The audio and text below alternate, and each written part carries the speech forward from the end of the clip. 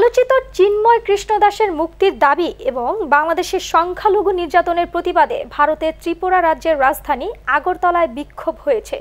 সনাতনী যুব ব্যানারে এই বিক্ষোভ হয়। এ সময় বিক্ষোভকারীরা বাংলাদেশের আখাউড়া চেকপোস্টের দিকে এগোতে চাইলে তাদের বাধা দেয় ভারতের আইন শৃঙ্খলা রক্ষাকারী বাহিনী।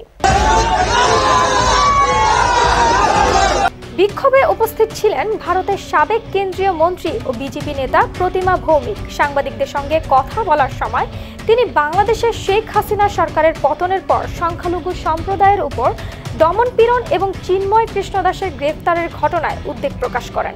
এ সময় চিন্ময় কৃষ্ণ দাসের দ্রুত মুক্তি চান তিনি। সংখ্যালঘুদের পাশে দাঁড়াতে বাংলাদেশের মানুষদের প্রতি আহ্বান জানান প্রতিমা ভৌমিক।